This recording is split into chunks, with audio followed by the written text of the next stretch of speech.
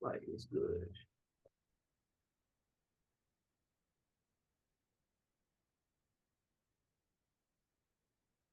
All right, you ready?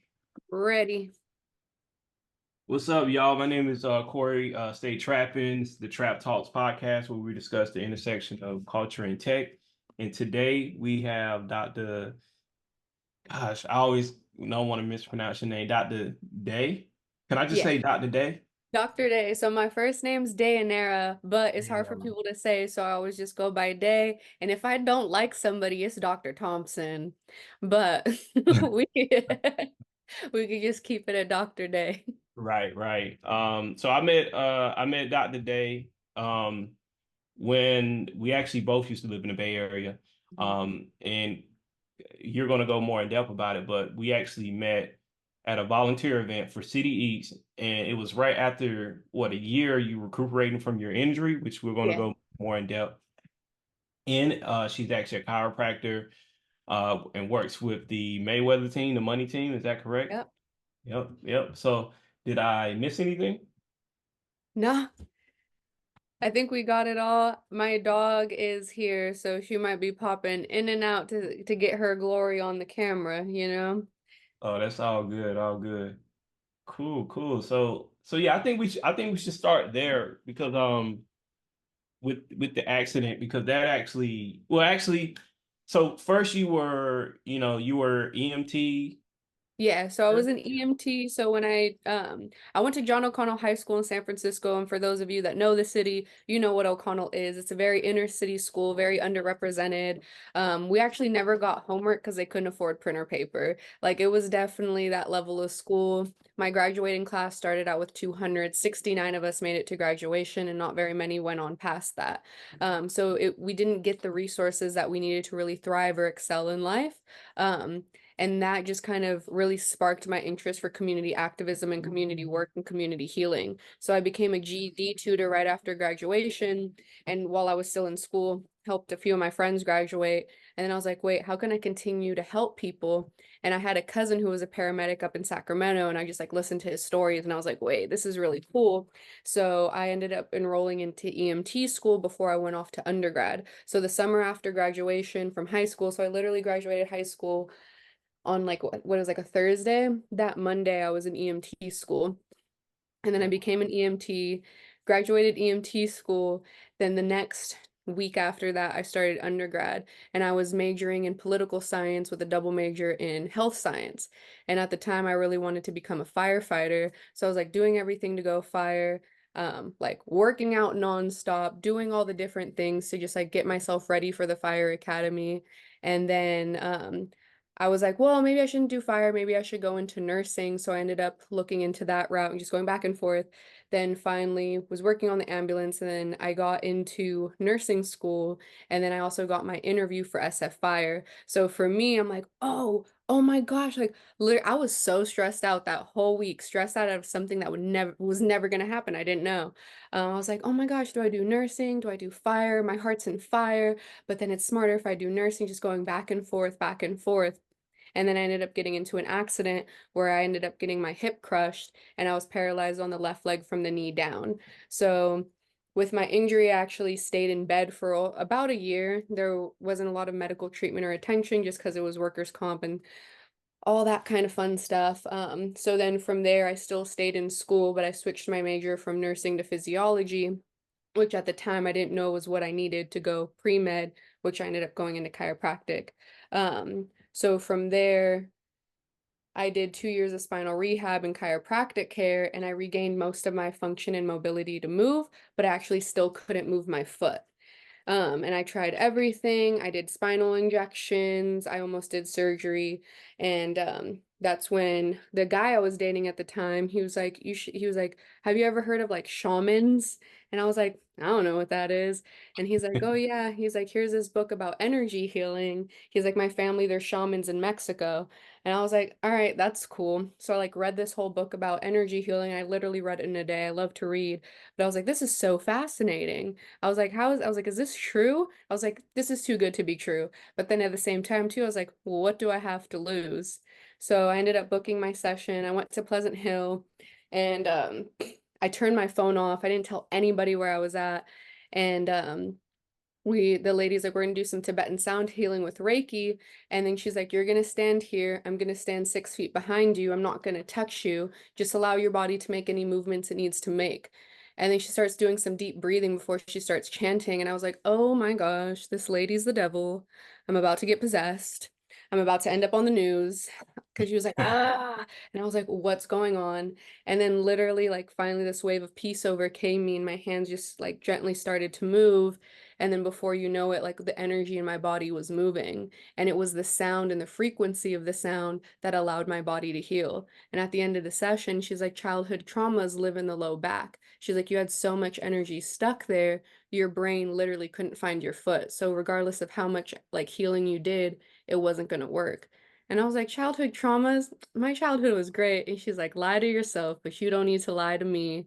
And then after that, I went and became a Reiki master and started studying energy healing and just kind of found the fusion of chiropractic and energy medicine. But now, more than anything, also to emotions, because 80% of chronic pain is emotionally related. Then, after that, I started doing emotional and somatic therapy on my hip to regain most of my mobility. Wow, wow. That's a lot. All in So one breath, I there's a said that. couple of things you said, but I don't wanna breeze past it. Number one, we all know that San Francisco is the heart of the tech scene, right? Hmm. The Bay Area actually has the most new billionaires per capita or Yep. something like that in the world. In the But world, yes. but your high school, which is in the city of San Francisco, if you're from San Francisco, they call it the city or Frisco. Um, they don't like calling it SL. I No, made that mistake. or San Fran. Please don't call it San Fran. PSA, please do not call it San Fran. Yeah. Um, so yeah, I didn't want to breeze over that. You said that your school couldn't afford to print paper, Sure. so y'all didn't have homework. But San Mm-mm. Francisco is the seat of power for venture capital, tech, which is, and I really wanted to bring that up. Like, I wanted It people to like know it that. goes deep too, because like also too like in 2020 I was part of a coalition named 4HD, and we were talking about Black Lives Matter in San Francisco, and one of the talking points which Gonna Goes Global was really going into more than anything was education in San Francisco, and also too redlining in San Francisco, and how redlining has created disparities for people who are Black and brown within the city. My class, so I originally was going to high school in Walnut Creek, and I was one of the only brown people at school. For those that don't know, I'm Latina and Black.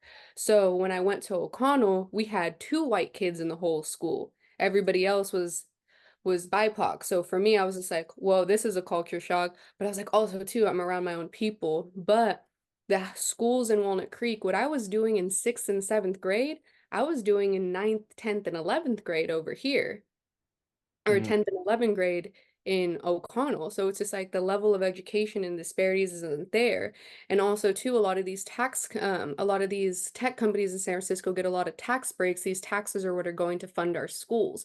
Also too, in San Francisco, the funding of the schools typically is based around test scores. For O'Connell, most of the students there were immigrants. So most of them, English was not their first language. So with English not being their first language, I'm just gonna let her bark. Sorry. So, as I was saying, English being a second language, if you're gonna take an aptitude test in English when English isn't your language, it's gonna affect the test scores. And the test scores are how all these schools are getting the funding. When I was a GED tutor, a lot of the students that I worked with were high school graduates from San Francisco, whether it be from the Mission District, downtown, or from Hunters Point. A lot of the students that I worked with at the wraparound project were illiterate, even though they were graduates. So it's Wow. also going to show people of color were just getting passed through the school systems in San Francisco. There wasn't that attention or that care. It's just, let's get you out, let's get you out. So Mm. even though there's so much money in San Francisco, if you go to San Francisco, where is the money even at? It's not there. it's like also too like looking at what's happened to Westfield Mall, what's happened throughout downtown, what's happened throughout Civic Center, what's happening with the unhoused community, what's happening within social justice structures in San Francisco.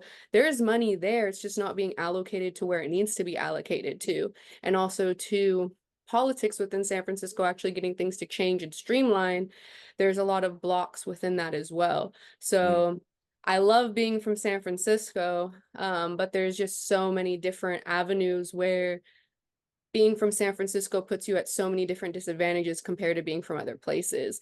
But then it's like on the other side of it, it's like, oh, well, San Francisco is a tourist city. It's full of money. It's great. You were set up for success.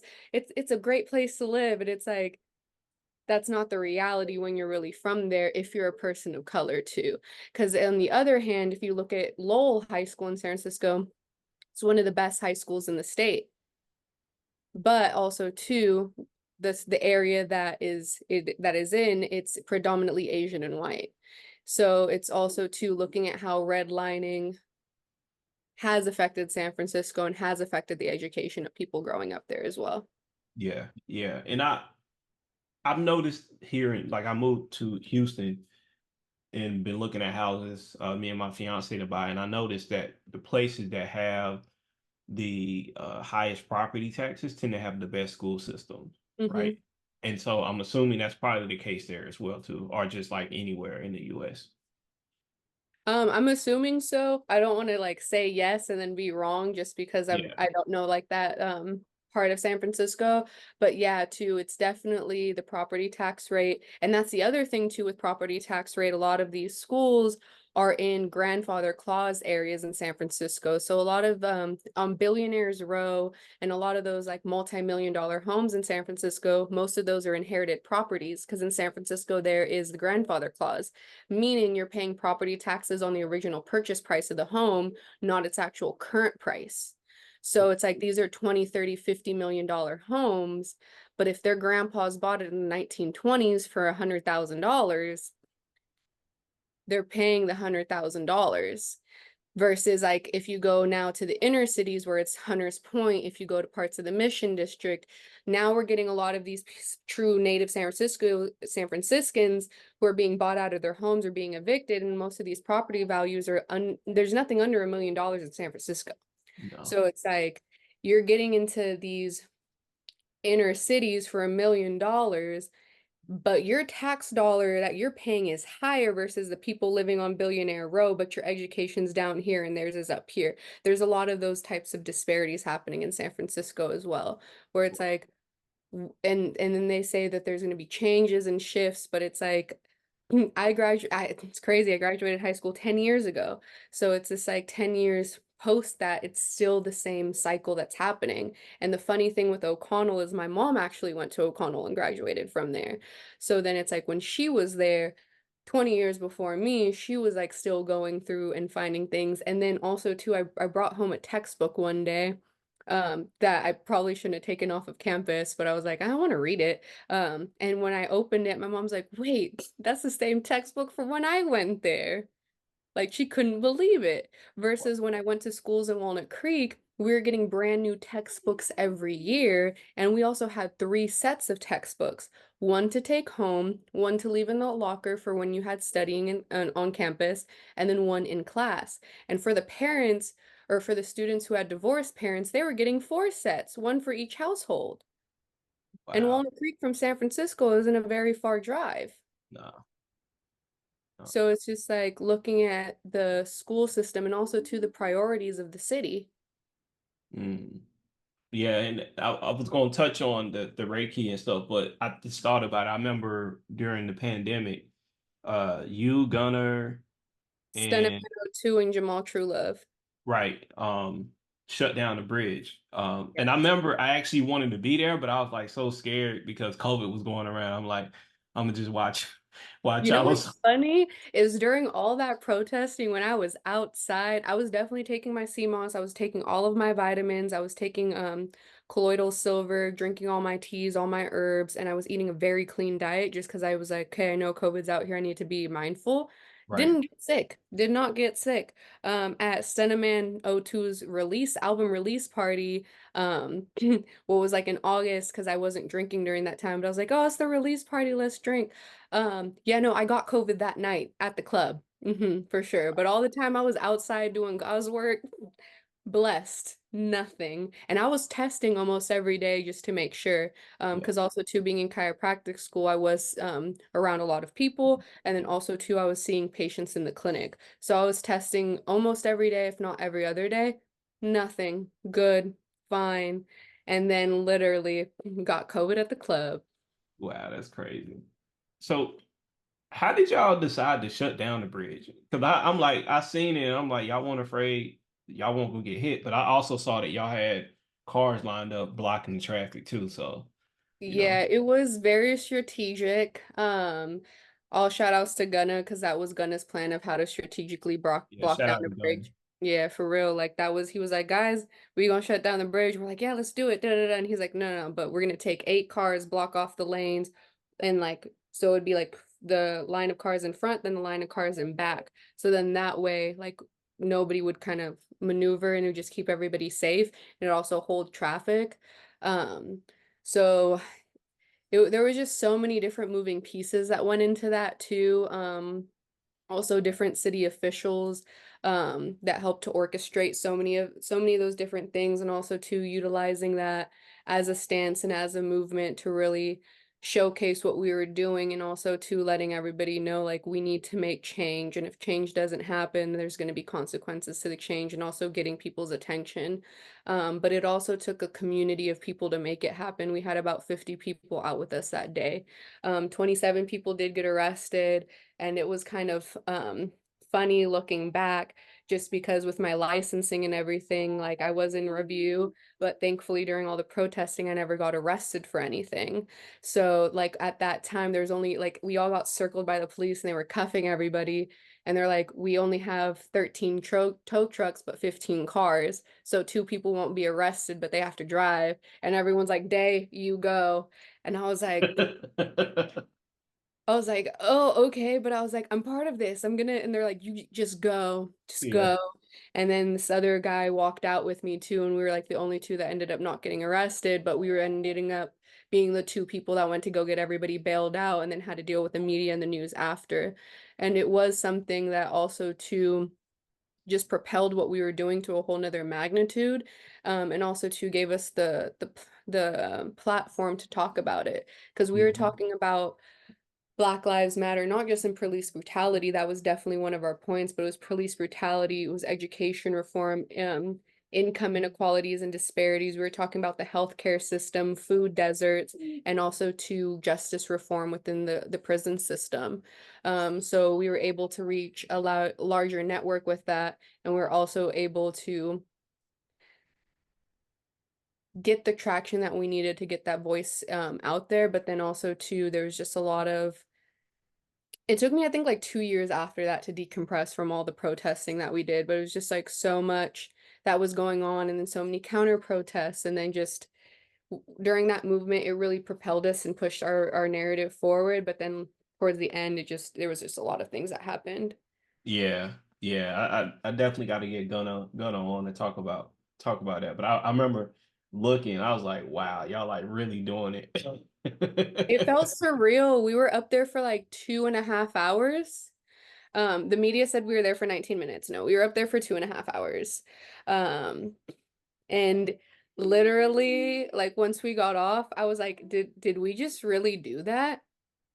Did that just really, it just felt so surreal. And then Yeah. now it's 2024, and I'm like, wait, that was 4 years ago? Yeah.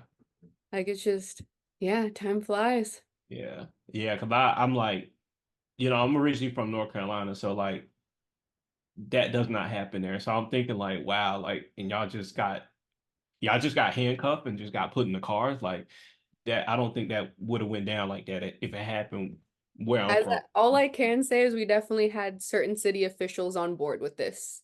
Um, Hmm. So there was definitely certain city officials, and also too shout out to all the grassroots organizations and movements that offered to pay for everybody's bail, all the attorneys that were called that offered to represent us. So also too, like we worked with some city officials, but we had so much love and support from the community. And also too, just like BLM. So we were not affiliated with BLM, the organization, but BLM organization as a whole has created so many resources for us to tap into. So when everybody got arrested, I was able to reach out to these hotlines and organizations, and it was insane. When I tell you that they were on it, they were on it. Within 15 minutes, they called me back telling me everybody who was arrested because I didn't have everybody's name, telling me everybody's name, birthday, medical conditions. Like they were like, I was like, you guys are some computer hackers, but I love it. Yeah. Getting me everybody's things just so I could get everybody out, giving me like their closest contact numbers to just let their loved ones know what was going on. So it was just beautiful to see community come together. We begin with that blockade on the Bay Bridge. In fact, here's a live look at the upper deck where all lanes are basically blocked. It's Dayanara, Thompson, and the next point that I'll be making is in healthcare. Black Lives Matter is more than just police brutality. That's just scratching the surface of all the systemic issues and systems that have been put in place to disenfranchise us. Our healthcare system is broken. We have a health to wealth gradient system that blows my mind. How are we the wealthiest nation in the world? Yet we can predict with 99.9% accuracy when people are going to die from and what, based on income and zip code. Yeah. So you talked about having to decompress from that. So what did you do to decompress? So during the time, like leading the protests, I was also leading community healing circles, just because with the protesting, it was such a high level of energy. And also too, it's just like it was a different frequency and vibration where it's good to allow allow that anger to come out as sacred rage. And that fuels change, but also too, that much energy moving through the body can get stuck if you don't know what to do with it. And also too, we have to remember this is not just not just present time, it's ancestral and it's generational. So it's like it's our ancestors working through us, moving through us, pushing this energy out because this anger and frustration isn't just from this lifetime. So it's like creating spaces for people to be able to vent that, vocalize that, doing sound baths and meditation. I was doing some at Lake Merritt and some in San Francisco and some virtually just to help people like reconnect and tap in with self. For me, decompression, I had to get through chiropractic school and I still had a year and a half left at that time. So for me, I didn't really decompress until after I graduated, but my decompression came as full burnout. Mm. So God was like, you're gonna sit down and you're gonna feel all of this. Yeah. So full burnout, and then after that was okay, now I have to meditate, do my breath work, do my sound baths. Being very grateful that I have a huge healer community here in Los Angeles that I work with.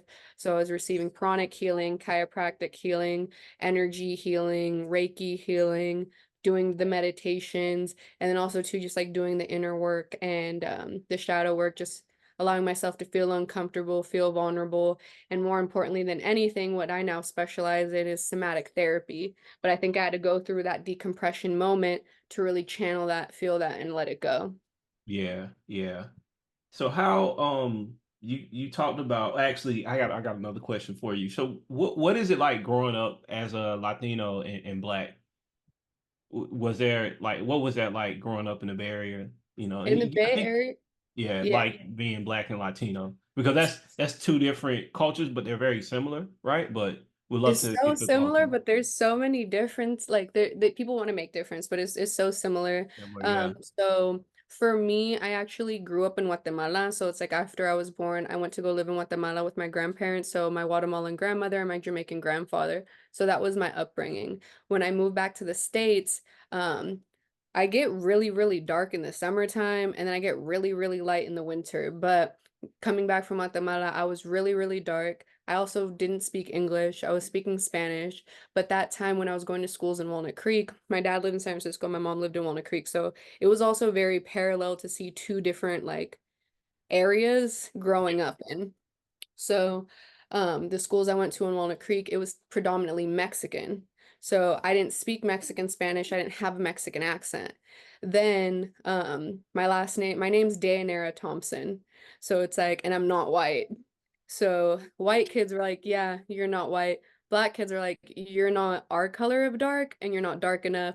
Then the Mexican students, because there was no other Latinos, it was specifically Mexican. They're like, you speak Spanish funny, you're not a Mexican. So then I was just like, huh. So there's a lot of like isolation growing up. And then also too, then it's like, well, all of our cultures are really, really similar. When I went to San Francisco, I didn't really deal with that or face that.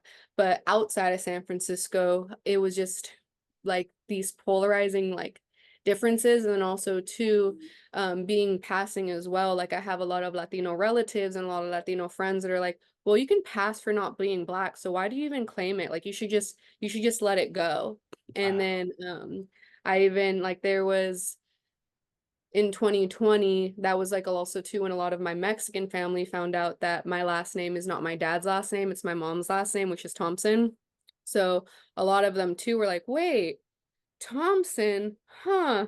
It was a lot of clicking for people. So it's a beautiful struggle, I guess, to say the least. I love both of my cultures and all of my cultures, and I'm very grateful for it. But there has been those difficult moments. But it's also to understanding now at the consciousness where I'm at, it's limited understanding in others, but not a limited understanding in myself. And I think once you know that, you don't have like the identity issues in that. But yeah, definitely I had like a lot of family members reaching out in 2020, like you just need to denounce being black, like you just need to let that go, you just need to leave it be. And then I was like, oh well, that's awkward. And also too, it's like my grandfather raised me and I was raised by a black man. So it's like for me, it's like that's the family I grew up with. That's how I represent and identify. So for me as a kid, I was always like, yeah, I'm Guatemalan Jamaican. I'm Guatemalan and Jamaican. Like that's just what I always knew. And then Yeah. my dad's Mexican. So it's just like, and I didn't grow up with my dad like that. So it's just like the different parallels of it. Um, but yeah, no, definitely. And then I've seen it like, especially like when I've gone to the South, sometimes people are like, where do I put you? I've gotten that one. Yeah. Um, but I don't know. I love it. Yeah. Yeah, that's cool. I didn't know you had relatives tell you that. Yeah. You And it know was, the yeah, and I've been doing like more research on like just the slave trade and stuff like that, and a lot of Latinos are African, like a and lot. a lot. And it's funny, like when they don't want to admit it. And it was kind of like an eye-opening thing too, where I ended up doing my ancestry last year. And then when I did my ancestry, it like showed down like the breakdown of like the African roots on my father's side. And there was some. And like he was just so like, how did I don't and then I was like, you could tell your whole family that, huh? How's it feel? Yeah. So Mm. there was a there was a African I don't know if they were I think they had escaped slavery. And I want to say they was like in the Hilly area. I don't know the specific story, but they had broken away, right, and were had their own society. And so a lot of the Black Mexicans to this day, you know, they come from that tribe that effectively left slavery. And Um, also too, like when you go to Latin America, the level of racism out there is way worse than the level of racism that's experienced in America. Because you also have to remember of the caste system, and also too when the mm, Europeans came over and colonized, they literally would hang up posters with like two white Europeans at the top. Then it was like, if you're half European and half indigenous, if you're a quarter, then this and this and this. Then they would put dogs and they would put black people at the very bottom. So it's like to break down the mentality of colonization without throughout Latin America, it's so completely enrooted into so many things. And like there was a saying, it's a Mexican saying, and I didn't really get it as a kid, but it's like para mejorar la raza, which means to better the race. But to better the race means to marry whiter than you. You always want to go ahead and marry whiter than you. And I've been told that by my dad's family since I was a kid. And I never really got that. I was like, mejorar la raza. I was like, well, I'll go be a doctor. Like, you know, I was just like, I took it very wholesome. But when I started doing my indigenous studies classes, my Afro study classes in undergrad, and I like really started learning these things and I started to see it. And like the even crazier thing was in Guatemala, they had one of the largest genocides, but they don't ever really speak about it. And one of the largest genocides was when the Del Monte Fruit Company came in, bought up a bunch of land to produce cheap fruit for America. And they started slaughtering off all of the indigenous people that lived in the lands that they had purchased. And when you talk to certain Guatemalans today and you ask them about the genocide, due to this breakdown of the mentality, they'll be like, oh, it was a good thing because like they were bad people. And you're like, what? Huh?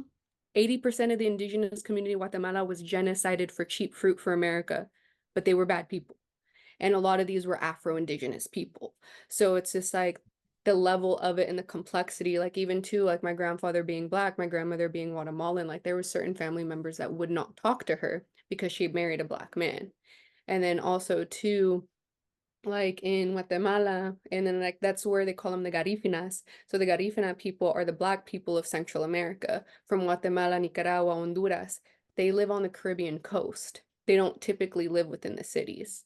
That is not for all of Latin America. There's definitely areas where Black people are embraced, but the level of colonization and mentality and thinking within Latin America is still predominant, and it's definitely a lot worse than we see here in the States. Wow. Wow. That's crazy. I heard when you was talking about the flyer, one of my friends was telling me that they did that in Brazil where they would break down Mhm. your your lineage is based on your parents and say you was this, a quarter of that. But wow, I didn't realize it was worse in Latin America, South America. That's kind of crazy. Yeah, because it's like I talk with it a lot with like my Afro Latino friends where they're like, yeah, like racism's bad in America, but y'all don't understand how bad it gets in other countries. And then Hmm. it's like then sometimes it comes into this conversation of like, well, America's like better, so it's like, shouldn't we all be happy? And then it's like, yikes, like don't even say that. Yeah. Um, but then it just becomes these comparisons and also to like how do we take this? Honestly, I want to say it's a cancer out of the like the mentality in humanity. Because it's like, how can we even think like that? We're all human at the end of the day. And it's like if we create and allow that consciousness to perpetuate, it's going to continue in the future. So it's like we need to remove this like thought from the future consciousness. But also too, I'm really, really hopeful and inspired by this younger generation because it's like the amount of oneness I've been seeing with all the youth that I've been around has literally been like lightening up my heart. And I know like when I was younger, I was like, I don't know if I want to have kids, society's crap. But I'm like, oh, I'm so excited for when I have kids because they're gonna have such a great future because there's so much beauty that's been coming. There's so much change in this youth. Also too, like in our generation, just seeing like the ideas and like the movement forward and also too like you have to know yourself and you have to know your past to know yourself. So I think also too as we're doing like generational research and like seeing it and also too making this knowledge like accessible because it's like you could even see certain states aren't even allowing ethnic studies. So it's like there's Yeah. the wanting and the crave of this knowledge so that way we don't repeat the same pattern. So I also think like that's the most important thing and just being hopeful of what's to come from it too. Yeah. Yeah. Yeah, it's like we're in the if you're into like astrology, we're in the new Aquarian phase, and the Mhm. Aquarian phase is all about, you know, um bringing light to the darkness, right? So I'm not going to say any names, but we're hearing a lot of like celebrities and stuff being put out for the alleged bad stuff, and some of this has been proven. I think a good example of this is what happened to Weinstein. All that evidence that came out about him, it's not alleged. That's actually true. And then there's just other stuff. So I'm big into astrology. So when you was like, saying that about the new youth, I'm like, yeah, we're in a new 1,000 years, right? We're in a new era. So it's indicative of that, right? So Yeah, and there's also supposed to be a new Messiah for this lifetime too, so I'm also excited for that. Do I think the world's gonna end? And it's a new Jesus? No, but there's like they also say with like each age, there's somebody that leads us into that age. So it's like Jesus was the one that led us through Pisces. So they also said that there's gonna be a Messiah that's gonna lead us through the age of Aquarian.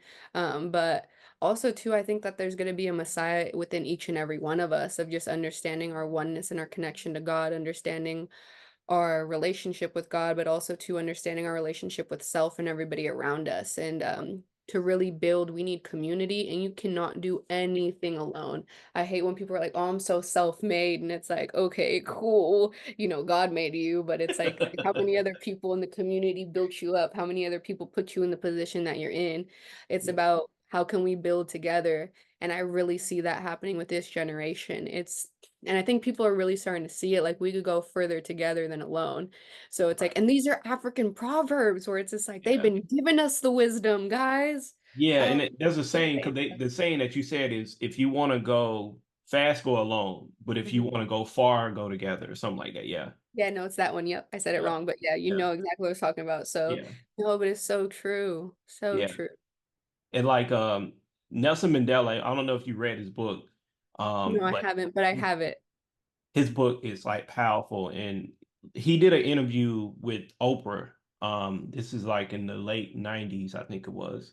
And so a lot of people were like saying, because when I first heard about Nelson Mandela, I was like, I thought he did it all alone. But in his interview, he talked about his the team he was on, they all had got locked up together. And he talks about how they kept each other strong throughout it. And they actually designated each person to have a role. So he was chosen to be the face. There was somebody else who was doing other stuff. And then around that time that he was in there, because he was in there in that same prison for like 18 or 20 years or something like that. And so the new generation of civil rights leaders were being locked up, and they were actually educating them because they hadn't seen Nelson Mandela because it was actually illegal to have like his picture anywhere, like in South Africa. It was illegal. Insane. But yeah, so when you talk about we can do a lot together, I think instantly of Nelson Mandela, like he said, he's like, I could not have done this alone. And like his story is really crazy. Like he was hiding out in the affluent neighborhoods. So they had a lot of I guess you would say white, but basically Dutch people were protecting him, and they had like a series of private homes. He talked about the importance of working out. Like he would run in place for an hour. Like he spent a whole it was a couple pages in there. He was emphasizing working out and stuff. It was like It's crazy, so but important because when I did a lot of the conversations for the protests, that's what I would tell people. I'm like, you guys need to understand our fitness is so important. If you cannot run a mile, please do not come out to the protests. yeah. Like if you were not physically capable, like I would let people know just because there was times where we had to run from police, like there was like this one time we were in Oakland, we literally had to sprint up a hill, you know? And it's just like it was like in those moments where I was like, wow, I'm glad that my workout routine is hitting right now. It's like you're squatting in the bush making, like so many different things that happened. But yeah, no, that fitness is just so important because mentally too, it's going to keep you sharp. But most importantly, what people don't talk about is your emotional body lives in your muscles. So pent up emotions, every emotion should course through your body in 90 seconds. The only one I don't agree with is grief. I don't think you'll process that in 90 seconds. But if an emotion lasts longer than 90 seconds in your body, it means it's pent up. So when you exercise, you are using your muscles as a pump. You're moving it. You're clearing it out. That's why sometimes during exercising, you get a little emotional. You're like, oh, I just felt that. Oop, oop. Most of the time you got the endorphins. It feels great. But that exercising, that movement is pushing emotions out of your body. I didn't. So break that down. You said emotions normally last 90 seconds. Yeah, so statistically speaking, whenever you have an emotion, so it's like if you get like whatever the reaction is, you feel the emotion in your body, that feeling and sensation you're feeling inside is actually a flood of hormones. But your body made these hormones and your body is also self-preserving. It's not going to just release it just because you made it. It's like, oh, well, I made it. I'm going to hold on to this until I need to use it again. And depending on, from Chinese medicine, we know each emotion has an organ home that it lives in. This organ home has a specific set of, it's the organ plus specific muscles. So, for example, anger. Anger is your liver. Anger lives in your piriformis. It lives in your shoulders. It lives in your calves. So, you get angry, you're going to feel that anger come into your body. And if you don't process it, your body will actually hold it. So, for me, like, where I experience the most amount of anger living in LA is traffic. Like I can get road rage, but when I like literally like I got to that point where I like hopped out of my car and I was like, "You are a whole doctor now." Hopping out the car in a hood that you're not from, you don't know any, but you get your butt in the car and take yourself to where you need to go.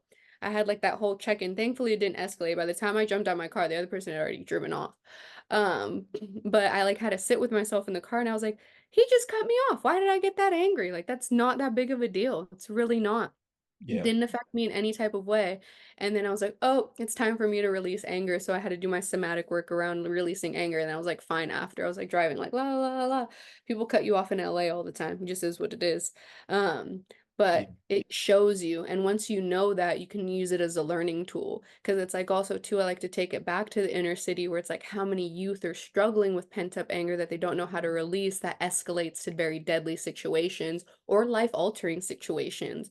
But it's Yeah. like if we're able to change this and navigate this, we can really influence how the future is going to come out because we don't talk about emotions. And especially too, it's like, oh, you talk about emotions or like you're being emotional, you're this or you're that. Like men aren't supposed to have emotions. Women of color, oh, you're aggressive if you have emotions, you know? So it's just like that whole narrative just needs to get deleted, but it's like also to understanding emotions is a physiological process. It is literally science. Like, how Yeah. can we go ahead and work with the science to have a better and healthier body, life, and mind? Yeah. Yeah. Wow, those are like a couple things you said that the road rage, like I think of here, like in Texas, like the in Houston, the road rage is crazy. Like there's been incidents where someone was this lady actually pulled out a gun and was shooting at the other car, and the car had like kids in it. I'm not sure if she knew, and it was actually recorded. And Um, that's the thing is when you get into that level of anger, you don't see. Like you literally like yeah. the logic and rational portion of your brain, your prefrontal cortex, will go offline. Like Hmm. it's like, Hmm.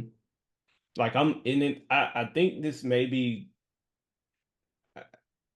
I don't know. It's like after COVID happened, I noticed like even when I go back to the Bay, I like see people acting more radical on the road. And I'm like, it was never really like that. It's kind of crazy. Like I remember, like it's kind of and then because I thought it was just a Houston thing, but then I go back to the Bay and then in North Carolina too, around Raleigh and Durham. But I'm like, wow, it looks like more road rage is happening. So it's like it's never that serious.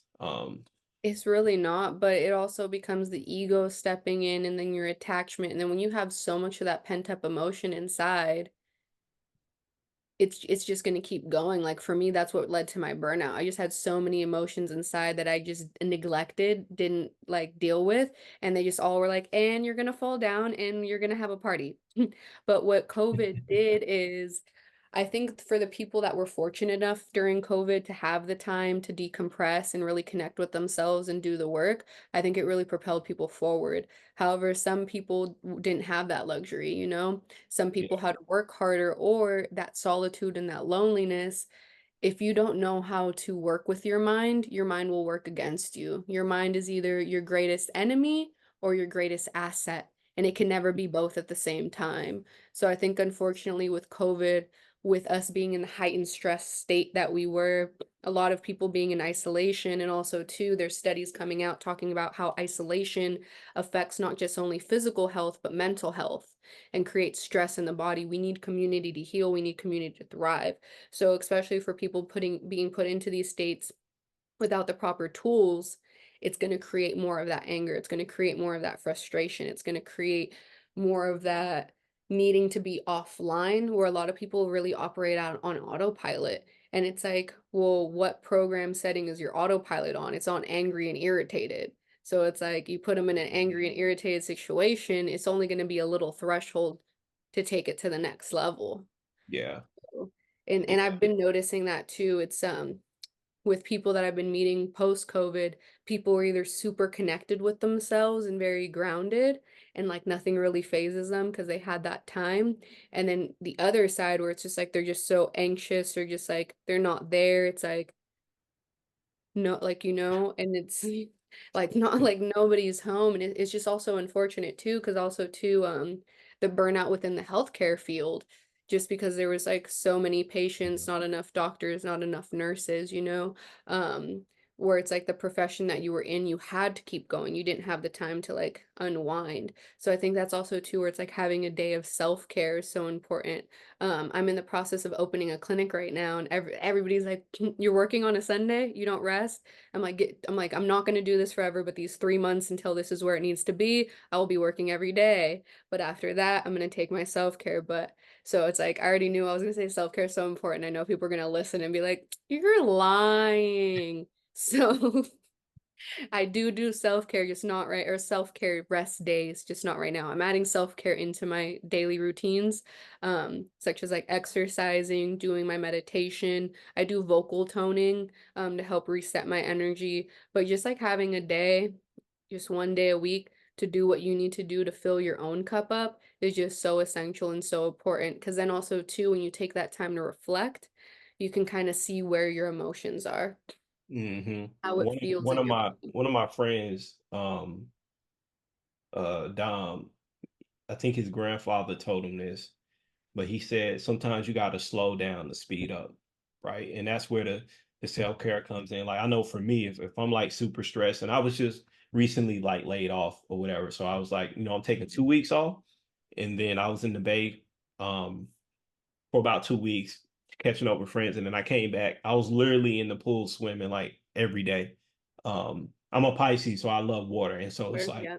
the water just rejuvenates me, right? So the self-care, like you can't put a price on it. You know what I'm saying? You have to do it, especially for like people like you and me, and then people watching who are working on high impact stuff. Where we have a lot of stuff that we want to do. We have a lot of hopes and dreams. You just open up your own clinic.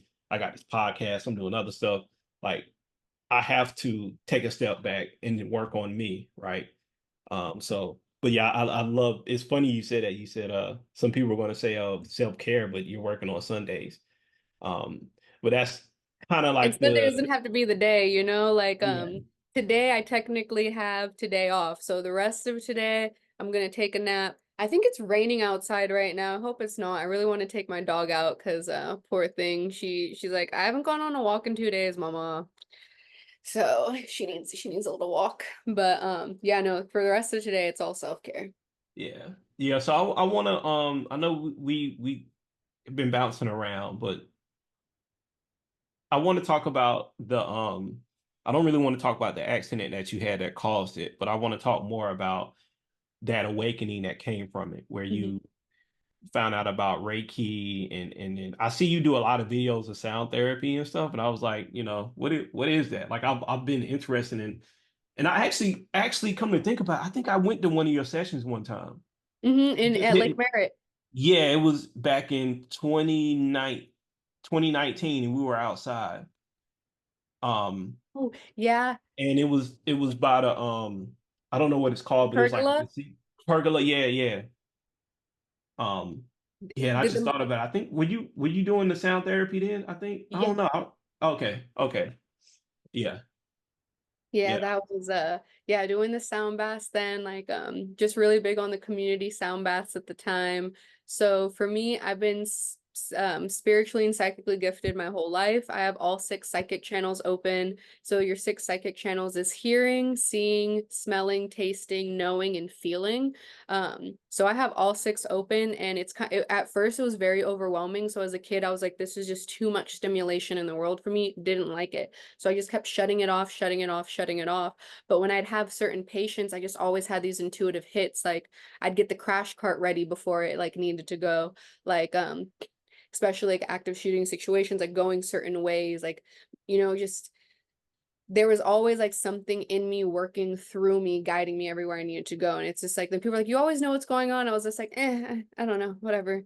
Like I just never wanted to play into it. But Yeah. during my accident, when that's all I had was to just lay, sit there and reflect. And it's like I really started feeling all my gifts kind of coming to life and emerging. And like when she did the Reiki session, I literally seen energy in the room, like just the vibration and the frequency of it.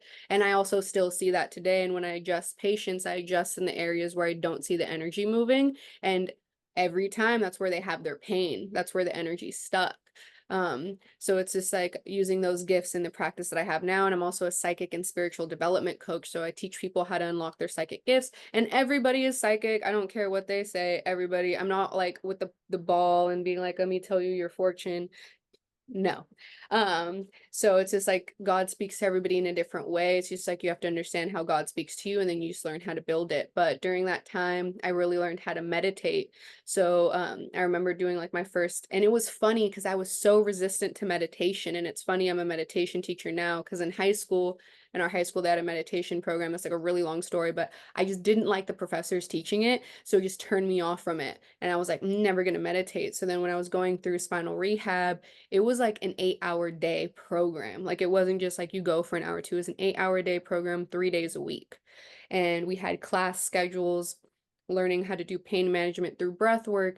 And then I remember when it came to learning meditation, I was resistant to it. Then I started doing it, and I was like, wow, this is helping with my pain. It's helping me like overcome and like do the things that I thought I couldn't do.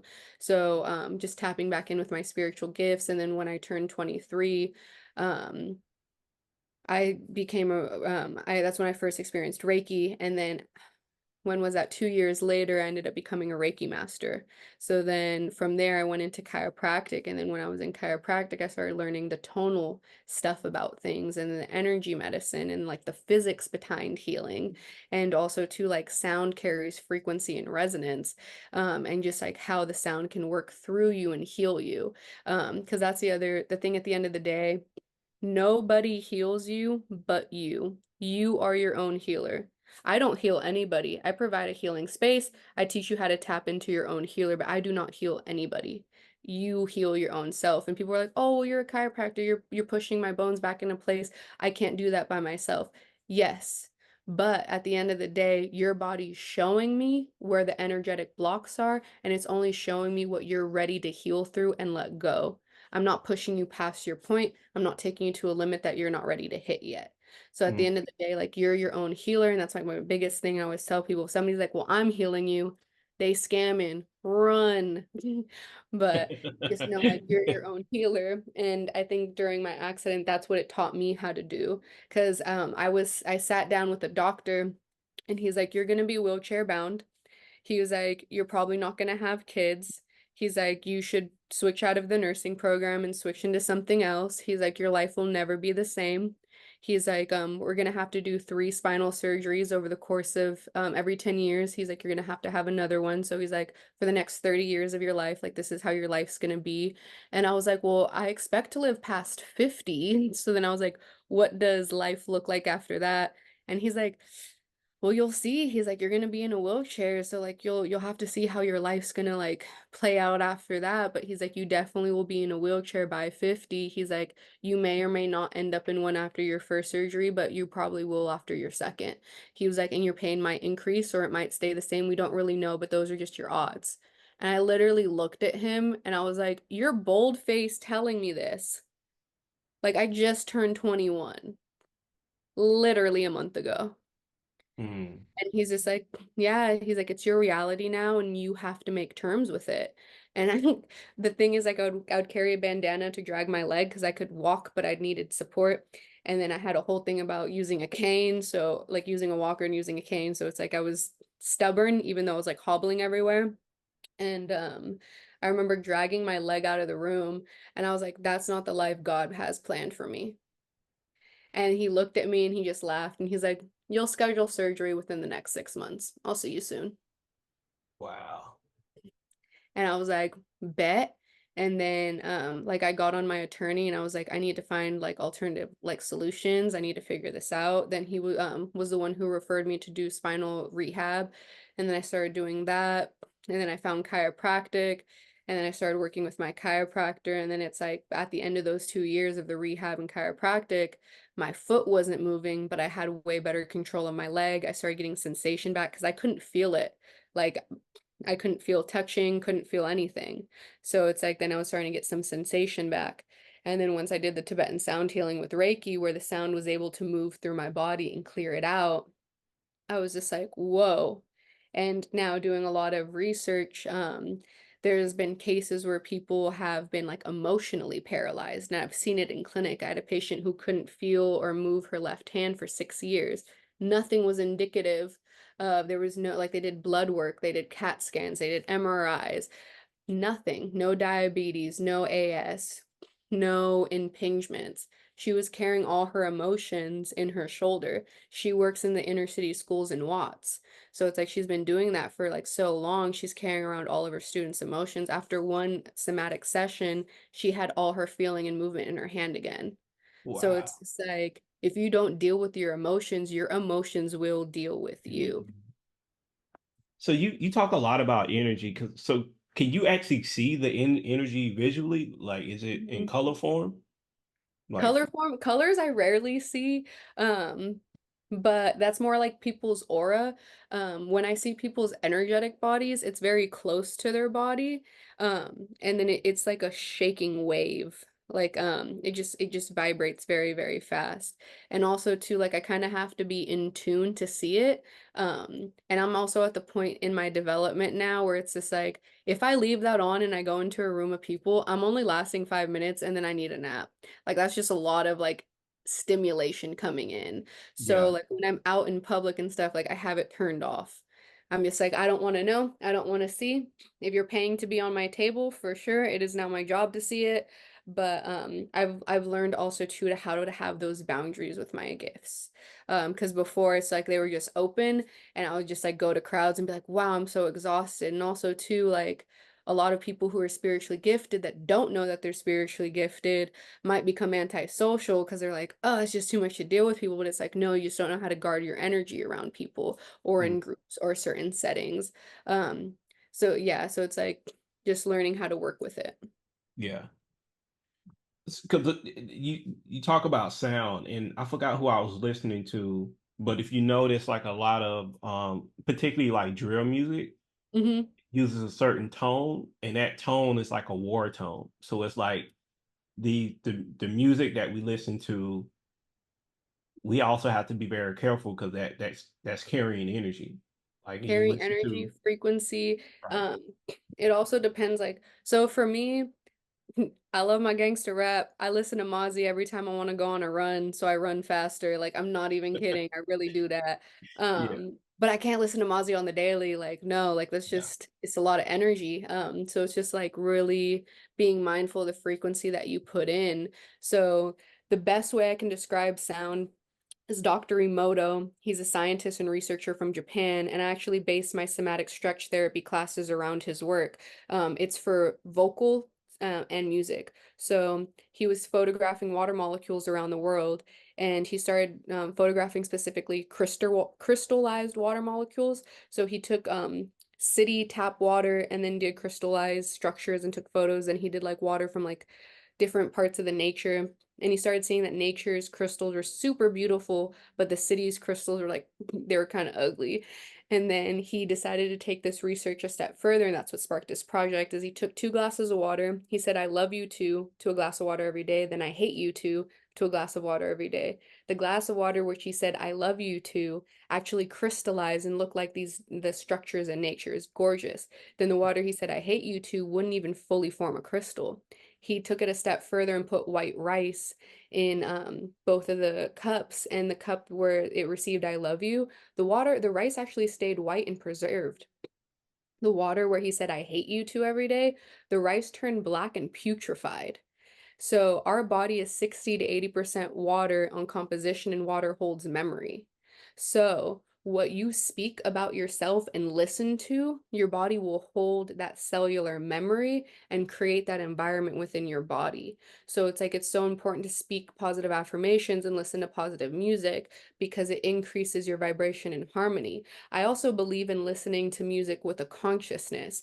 So I listen to drill music. It's one of my favorite musics. I'm not gonna lie. Like one of my yeah. I favorite like it songs. too. Yeah, but I'm just was putting in It's the yeah, concept. with drill, because that's the other thing is he took classical music and rock music destroyed the frequency of the water. Heavy metal destroyed the frequency of the water. The classical music kept it in alignment. It's all about balance and harmony, especially like if I'm angry, I'll like listen to something like high beat and I'm just like, let it go. Like, let me match this frequency, let it go. But when I listen to that all day long and then I stay in that like kind of reactive state, then that's where we have some issues. And also too, you become a product of your reality and your environment. And it's like when we go like back to the inner city, it's like you listen into these gangster rappers all day long, you know, and you just kind of keep that energy in your system. Your system's already overloaded. It's like what is it going to generate and create? So it's just really about the balance of it, to a balance of both of it. But yeah, no, it's so important to the music that you listen to, and then to take it a step further, each chakra point in your body corresponds to a specific musical note. Each chakra point in the body has different ailments and diseases that it governs. So it's like if you know that you have a certain medical condition, you can use sound healing to help increase the like to help harmonize that cellular frequency. So I have a sclera laser. It's a class 3 laser. I tore my ankle twice, and I didn't have surgery on it. But with the sclera laser, I was doing the laser therapy on my ankle every day for 2 weeks. I was running 3 weeks later. And it Wow. was a grade 2 sprain strain bilaterally. For me to be running 3 weeks later is unheard of. And then I work out at Orange Theory Fitness, and everyone's like, dude, you could barely walk. Your ankle was so, how are you running right now? And I was Yeah. like, the sclera laser. But the sclera laser, what it does is it works on the quantum level. So it gets the cell to reharmonize back to the frequency of healing. So it helps your body heal faster. So it's like that's where we can use sound therapy and light wave therapy to heal the body, but then also too on a just like on a conscious plane, being mindful, and also too like Louise Hay is the godmother of affirmational healing. If you just speak affirmations over your life every day, you're going to notice a huge shift and a huge change. And I know it's a little corny, but to just be in the mirror like I love myself, I'm great.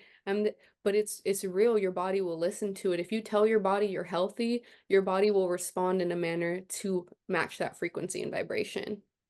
Yeah, yeah. Like I have a daily affirmation that I do, and then I write down 3 things that I'm thankful for, and like that.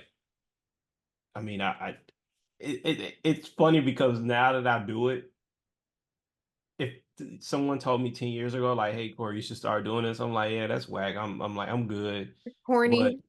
it's corny, but like it really does help because what you're effectively doing is like you're programming yourself.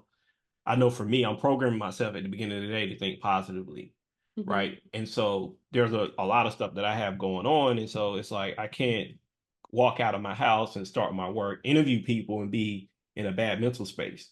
Like it's just not gonna help. But I would say the affirmation is probably the most powerful because you're effectively words have energy, And right? also too, like gratitude rewires your brain chemistry. So whenever you're in a negative thought, the best way to break your negative thought is through gratitude, because that's the thing is in your brain, what wires together fires together, and like if you don't use it, you lose it. Our mind unfortunately works more in the negative. You're going to have more negative thoughts throughout the day than positive. That's just a statistical fact. So when you have those negative thoughts, being able to, that's where meditation is important. You become an observer to your mind, you can knock them out the way. Or once you notice those negative thought processes beginning, you're able to start matching that with the gratitude, which now rewires your brain for the positive. And then it becomes healing at the neurochemical level, and you're also creating new neural Path. pathways that are supporting that. Also too, whenever you do acts of kindness for other people, and act of kindness comes out of gratitude, you actually strengthen the gray matter in the person receiving this act of kindness's body. So it's also too, this gratitude and acts of kindness, not only is it healing your system, it's helping to heal others, and it's also working on areas of vulnerability and trust in the other person. So it's like the small things that we do for ourselves, we don't even understand the impact of how it ripples out and helps others around us as well. So it's like the gratitude, like it's the best part of the day. And then also too, like whenever you're having like a tough time, it's like, oh, let me just give gratitude. And then you just kind of realize like, oh, the problem I just had in front of me wasn't that big, right? Seriously, yeah. Yeah. Like I trade as well. So it's like I make sure to do my affirmations before I trade so that if I have a bad trading day, it's okay. Right. Um, yeah, like the gratitude, it helps. And then if I have a good trading day, it just cool, you know. But yeah, it's like yeah, the gratitude and affirmations, it's just like it definitely helps. It definitely helps. I've been doing my gratitude journal probably for about 6 years. I don't do it every day, but most days I write down. A lot of days I write down 3 things I'm thankful for, and then I started doing my affirmations probably about 2 years ago, I would say, because I think COVID really forced me to like really level up in Yeah. life because of, that was, I mean, like you said, it was a tough time. So No, I'm proud of you too, because just doing the affirmations daily, the gratitude daily, like it's a huge shift. And also too, like doing your best to do it daily, because there's gonna be days where you forget, but it's like I like to think of it as like you're building a bank account of like positivity. So then right, like even on those days where it's like I can't put into the bank account, but I can pull a little bit out today, you know, the yeah, days that matter the most. yeah. So I want to talk about how you actually ended up joining the money team. That was very interesting because I think it ties a little bit into somewhat the affirmations, but just putting just positive energy out there, and like you never know who's listening or whatever, right? So yeah, tell us how did you end up becoming the chiropractor for TMT? Like that is just like a wild story. So I used to live at this apartment building in LA and I was sitting in the hot tub doing some self-care after a long day of patients. And this guy got into the hot tub and like you could just see on his face, like he just looked so uncomfortable. Like he looked like he was like going through it. So I was just like I said something to break the ice. I was like, "Do you think that's a dog on that balcony?" And he's like, "What?" And he's like, "No, I think it's like a poster or something." I was like, oh, for sure, for sure. I was like, are you having a good day? And then he's just like, no, I like got into this car accident. He's telling me about his car accident. And I was like, dang, well, I was like shameless promotion, but like I am a chiropractor and I like work with personal injury attorneys and stuff like that. I would love to see you. And then he's like, yeah, no, definitely. He's like, I'm just a little stressed out because he's like, I have a fight next month in Vegas. And I was like, oh, you're a fighter? He's like, oh yeah, I'm a boxer. And he's like, I box for Mayweather. And I was like, oh, that's like super cool. So you guys like already probably have a chiropractor then, right? Like, look at like I'm just, LA, everybody has a chiropractor. So I was like, okay. And he's like, no, he's like, we actually don't have a chiropractor. And I was like, how do you guys not have a chiropractor? Like, I was just like so blown away. I was like, how? No, there's no way. And he's like, yeah, he's like, I'll tell the guys at the camp about you, da da da da. Followed up with him the next day. Didn't hear from him. He was started to train. Then one of my friends ended up becoming the gym she started running all of the Floyd Mayweather and fitness boxing gyms down here in LA. So then from her, she was just like, "Hey, I feel like you should be our chiropractor." We kept working on it, just didn't work out. Then finally, she messaged me one day. She's like, "Let's make this happen." So then I went in there, and it was funny too because I was renting out space at another location for my clinic before I opened my own, and me and the owner just weren't really seeing eye to eye. And finally, like the day I took all my stuff out, that's when she texted me. She's like, "Hey, you need to come in." And I was like, okay, God showing me blessings weren't meant to be shared. So I ended up going in and she's like, okay, let's do it. You're going to be the official chiropractor for Mayweather Fitness and Boxing, and let's just run it up. So we're working out of the Hollywood location right now, just gaining traction there, and then just hopefully seeing what the future holds and to see how it expands. But it was just funny because it's like, it just kept coming up in my periphery. And when I was younger, when I was 17, I actually used to box. So it's like my Oh, goal was to become a professional boxer. But at 17, I ended up suffering from seizures because I had a traumatic brain injury at 17. So I ended up not being able to get my fight card, so I couldn't box anymore. So it's like, it feels so full circle because it's like 10 years later, now I'm a boxer's chiropractor. Like it's just a whole thing where it's like, no, no, no, you didn't have to do it. Now you yeah. get to do it. But it's just wild how it's just like now back in my periphery and it's just like all the little probing things that like kept coming up. And like one of my friends one day was like, you should be like a chiropractor because like I wanted to do sports chiropractic for such a long time. I like did the classes, then I started working with different sports teams and I was like, I don't know. I was like, this whole sports team thing's a lot. And I was like, it's just a lot of people, a lot of smells. I don't know. And then they were like, well, why don't you work with fighters? Like it's still athletes, but it's one-on-one, it's less pressure. And they're like, you should do boxing. Like maybe you'll work with Mayweather one day. And I was like, from your voice to God's ears. But hey, it's funny too what the subtle signs life gives us. And then Hmm. later it all like makes sense and comes full circle. So then I was like, huh. So it's been really cool, especially working out of the gym too, like getting to see people train, people fight, and then it's also too, it's open to the public too. So it's like people can come in and boxing train there as well. But just seeing people like everybody just coming in and working with different people because it's like the love for the boxing, love for the sport. So it's just so cool. And also too, I'm like, okay, so now the next goal is to be ringside at Vegas. That's what I'm working on. So it's because Yeah, that's what I said. let's Get go it, and get put it out, adjusted, put it out there. middle fight. So boxers have chiropractors that adjust them in the middle of the fight. No, that's what I'm saying. That's my Uh, goal. That's what I'm working on. I'm trying to be ringside in Vegas. Like, hold on, let me you got hit too hard to the side. Let's get you adjusted. Let's keep that brain flow and communication going. I think it would revolutionize the sport. Would they allow me to do it? I don't know. We'll find out. yeah, yeah. Wow, that's crazy. I forgot what I. Oh yeah, this was I was gonna ask you because we were talking about this. Yep. Um, so you've done athletes, you've done regular people. hmm Is it? Because you gave me a very interesting answer. So how is it different helping an athlete versus helping a regular person who doesn't do much Oh yeah, athletic because stuff? we were talking about the okay. So like with athletes and regular people, definitely what we're focusing on sometimes can be a little bit different because it's like what is your goal for like peak performance? But at the end of the day, specific muscles carry specific emotions, and it does not matter what your day job is for these emotions to be held within the body. So for example, this was when I was like 24, 25. Yeah, 24. I was working for a chiropractic clinic in the Marina district in San Francisco. It was very affluent. And of course, me and my nosy self, I was reading everybody's intake form, the EMT and me. I'm like, oh, where are you coming in? I want to see.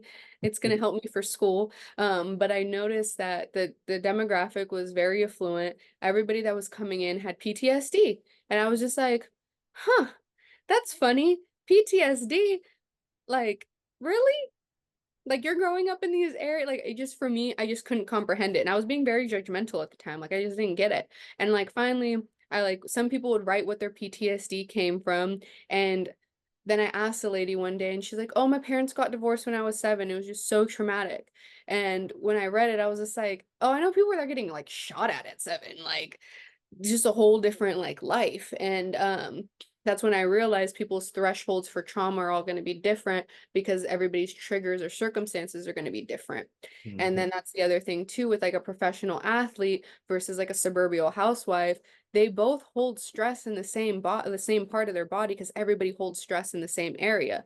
Physiologically speaking, everybody holds anger in the same area. Everybody holds grief in the same area. So it's just like what the housewife might be stressed over versus what a professional boxer might be stressed over might be completely different. But if they're both at that same level of stress, I have to treat the body accordingly and help their body to alleviate and overcome that stress. So like that was the other thing too. It's like it doesn't matter who somebody is or where they've come from, the threshold in the body, everybody's the same, you know? So it's just Right. like how we work and address that. And then also too, it is different. My youngest patient was 10 hours old. My oldest patient was 99. The way I adjust a 10-hour-old baby versus a 99-year-old grandmother versus a 30-year-old professional boxer are going to be 3 different types of adjustments. Yeah. But how their body presents where it's stress is going to be very similar. Yeah. And I remember you told me the baby story and what happened. You adjusted the baby. You Oh, remember? yeah. My goddaughter, she was constipated for like 3 days, and my best friend was like freaking out. And then we adjusted her and she pooped on me. And I was just like, yes, gross. I never heard nobody excited about getting pooped on, but I can understand. You should have seen how stressed my best friend was. So it was like one of those where I was like, yes. Yeah. So when you adjusted the baby, did the baby start crying and it pooped or like No, did it it was just very much so like holding that specific point on their low back, and then it was just that nice sustained hold that allowed their bowels to relax. Wow. Uh, most of the time, sometimes babies cry during adjustments, but most of the time they kind of chill out. And Mm, also too, I don't like to adjust babies or little kids like if they're crying too much, because if they're in a stress state to receive something that's going to take the stress away, it's not really going to take the stress away. Like there was this one child I was working with, she was extremely shy. She was 3 years old. Her mom literally had to come in about 12 times before she even let her go on, like before she allowed herself to go onto the table. And then just her laying on the table, it's like, hey, you're just gonna lay on the table. Then I let her like play with the instruments. Then she would like touch my hands. And it wasn't until like her third visit where I was like, okay, I can adjust her. Because the first visit, she didn't want to talk to me, and her dad was really adamant about her getting adjusted. But we're like chasing her around the room. She's like screaming and crying. And I was like, okay, well, if I adjust her, this is going to become a traumatic experience. So we just have to allow her, and then also too, to have her choice and empower her for her healing journey and when she's ready to let go. And it's funny how these little things can correlate to something bigger in adulthood. But now, no, she gets on the table, she's ready to go. Every now and again, she'll be like, mm-mm. And I'm like, okay, cool. Today's not the day. That's fine. And you just roll with the punches. Because they yeah, know their body better than I do, you know? Like I'm definitely trained in it, and I work with it, but it's just like sometimes it's like you just have to listen to what the person's telling you. It's not about what I want, it's about what they want. right. Oh, so I just remember what I was going to say after you told how you got on with TMT. A closed mouth don't get fed. A That's like closed mouth does not give that, and it's no. funny because I was thinking, I'm like, was he in the tub thinking you was trying to holler at him? Like, I that was, but that's the thing, right? If you wouldn't have put yourself out there and actually shot your shot, like you wouldn't be there. So No, and that's the thing is I'm just a very chatty person. What's been really funny moving to LA, because LA, you have to be in certain situations or venues to just like talk to people like that. Like if you just like try to hit up a conversation in the street, not people are gonna. gonna look, no, not gonna happen. I'm very San Francisco. Like I'm walking down the street, I like your shirt. Oh, your shoes are fresh. Da, da, da, da. Oh, you know so and so. Like I'm just a very chatty person. So it's like especially being in the Bay where it condones that, like Yeah, it's just like being in LA, it's very much so, yeah, but definitely shoot your shot because there's definitely times where I'm like, you know what, I'm just gonna try. I got rejected. It's cool. Dust it off and just keep on going. And I think what really helped me get to that level of confidence too is in chiropractic school, I did chiropractic marketing. So I'd work art and wine festivals, different fairs, different events, and then I train other students how to do it just to get like patients for different clinics. And do you know how many times I would walk up to somebody and say, "Hey, can I tell you about your spine?" Literally, at least 2,000 times in one day at a festival. You know how many people actually came inside? Maybe like 50. And maybe from those 50, I signed up like 5 people, you mhm, know? But I just got really good at people telling me no. It was like, no. And then also, too, growing up, I got told no a lot. yeah, So it's just one of those things you got to shoot your shot. right.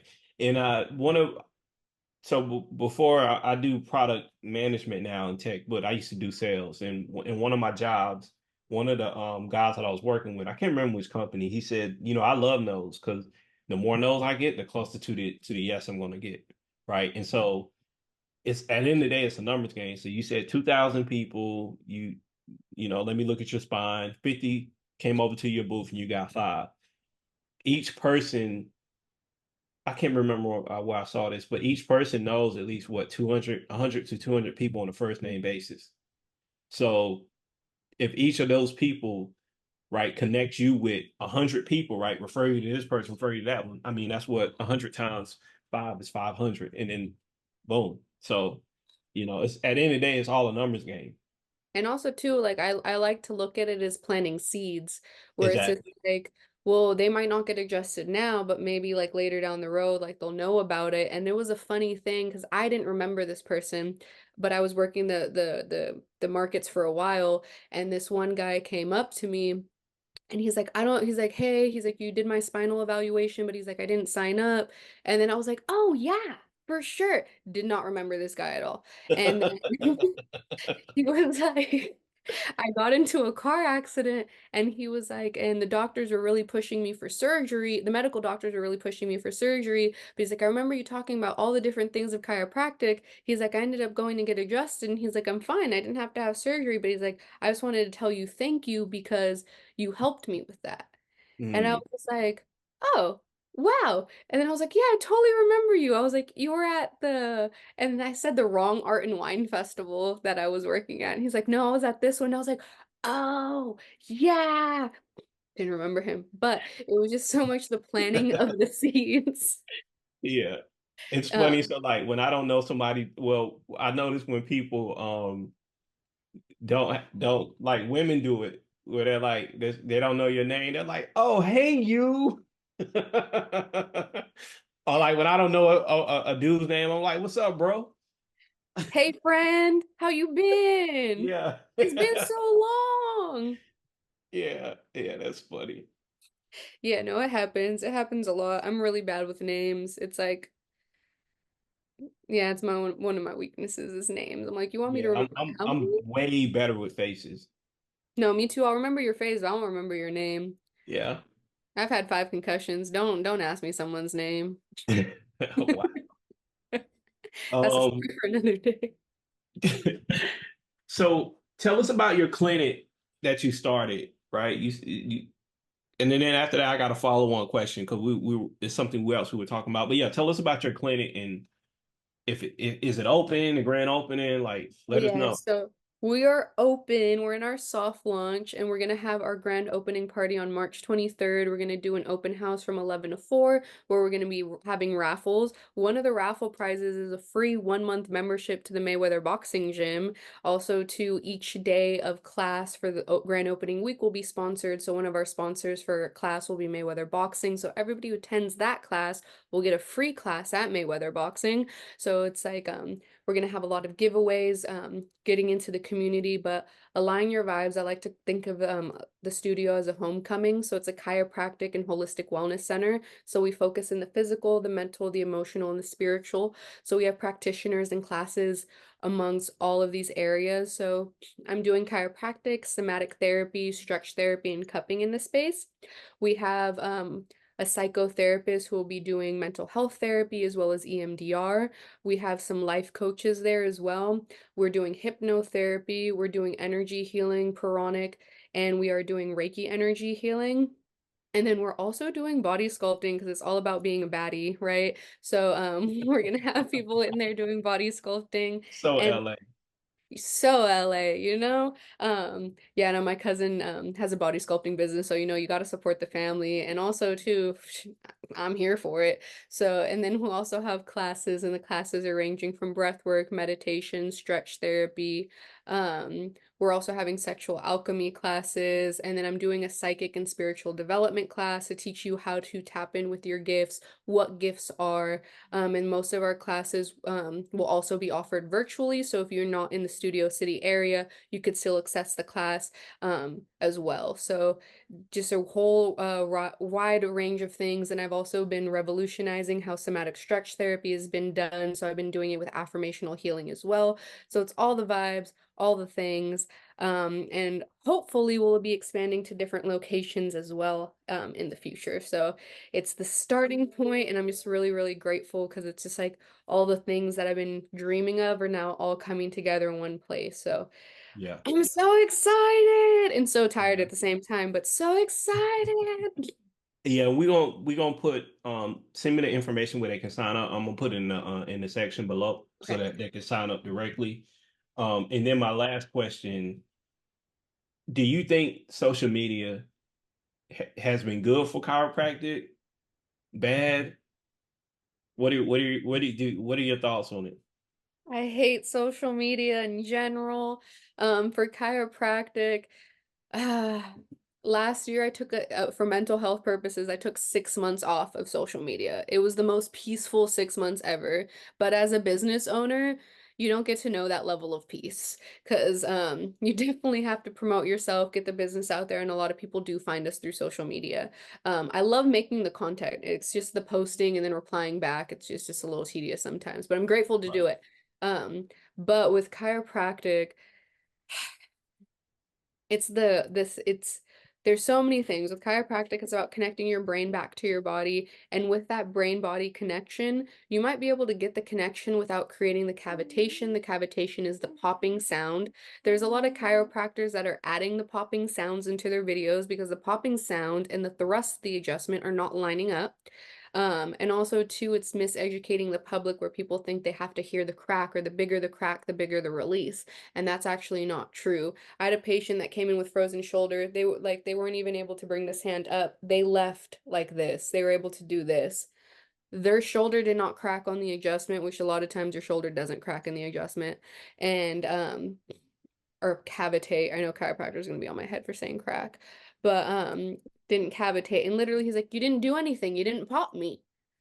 And I was like, "Do you not see this? Do you not do?" So it's just it can become a little frustrating sometimes when patients come in just looking for the crack. It's definitely very satisfying. And then also too, I think it's like a fun way to promote chiropractic, and also to it also puts you on your A game because you're like, well, if other chiros are gonna watch me, I need to make sure I'm on my game. So it Yeah. becomes a little competitive, what can be fun. So it's like one of those love-hate type of things. Um, so and then also too, it's just like understanding what you're posting and being conscious of your posting as well.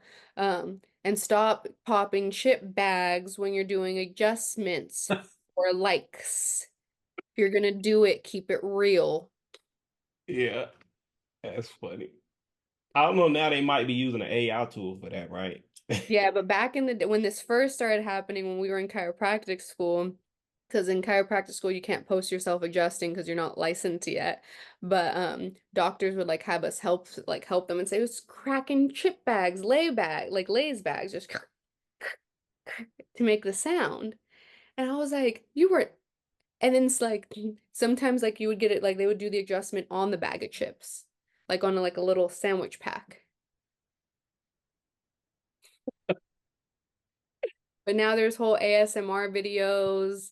I'm trying to make a YouTube page. I'm trying to monetize these adjustments. I don't know. You know Yeah. what? Hey, the businesswoman in me says we love, we love. Um, but the human in me is like, ugh.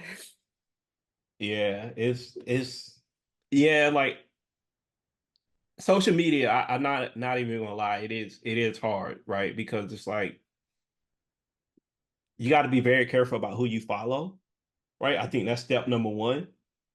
And then you also got to be careful about the type of content you look at, because you might look at something once or twice, and all of a sudden the algorithm's going to show it to you all the time, right? Like, um, so it like for me, I'm more of like a private person, and so like I have a close friends group that I post stuff in on IG, but then the business side of me is like, yeah, like I got a whole calendar of how I'm going to release my interviews and promote them and stuff like that, and who to tag and what you know stuff. So it's like you right, it's like the business side of me is like, yeah, let's go, and the other side of me is like, I don't want everybody knowing what I'm doing, which is quite weird. No, but there's so much peace in moving in silence. Like, Yeah, dude, those 6 months that I wasn't on Instagram, like literally nobody knew, and that's the other thing too, is I only post business related stuff on social media. Seldomly do I post personal things.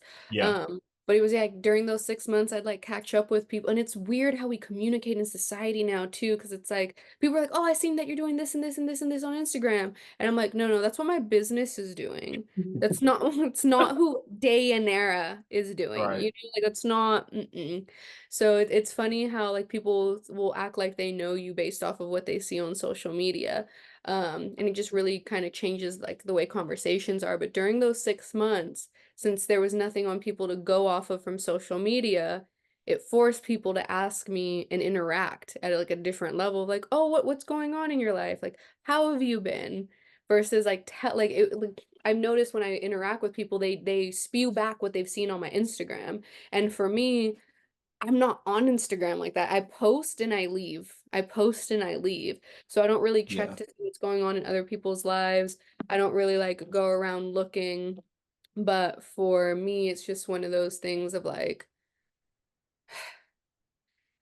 so it's just like we have to change the conversation and also to just understand that social media is not real life. And I think that's why I needed those 6 months of a break because I was going through my breakthrough of getting my business situated and not feeling like I was where I needed to be in life. I was like, I graduated, but I'm not where I want to be. My bank account's not where I need it to be. Like I felt like a failure, you know? And it's like I'd go on social media and like comparing myself to my peers of like, oh, they're here, they're there, they're doing this, or like their business is thriving. They're like, why not me? Like, and it just like became into this little victimized mindset where I was just like, you need to shut up, get over it, and get off of social media because you don't have the mental bandwidth to handle that right now. And Yeah. like leaving it, then it's just like, and it was funny too, because like I know some homies that post certain stuff, and then I see them in real life, and I'm like, that was a rented car that you were posting, and I know it, but then I see it on their social media, and in my brain, I'm like, oh my gosh, they just got a Lambo. And it's like, bruh, I was with them when they were renting it. Like, how do you? So it's just one of those things. Social media is not real life.